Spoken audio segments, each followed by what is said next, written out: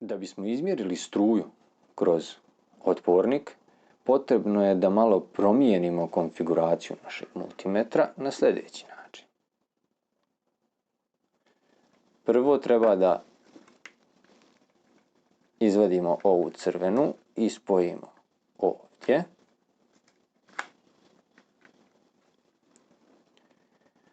A zatim treba ovdje da okrenemo na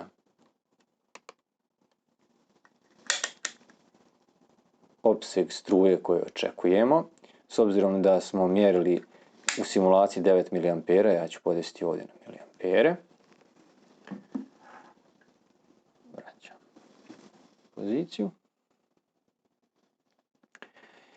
I također potrebno je da malo promijenimo konfiguraciju i samoga kola električnog iz prostog razloga što napon se mjeri tako što se sonde spajaju paralelno potrošaču, a struja se mjeri tako što se sonde spajaju serijski potrošaču. O tom potom, o serijskoj i paralelnoj vezi, ali za sada me samo ispratite u smislu da treba da prekinemo ovo električno kolo, odvojit ću malo ovaj kontakt, a sada sonde spojiti ovako.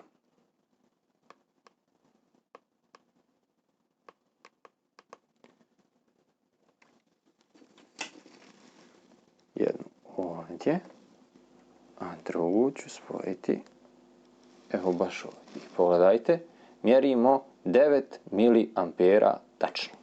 Ovom eksperimentalnom postavkom dokazali smo da je naša simulacija tačna kao i naš proračun i da kroz ovaj otpornik zaista teče 9 mA kada mu spojimo napon od 9 V.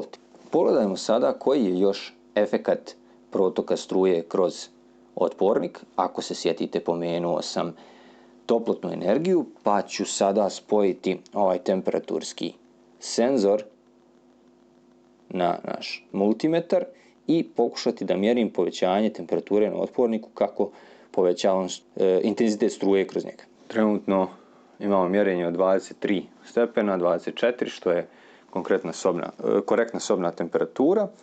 I sad, da li možemo da izmjerimo temperaturu ovako.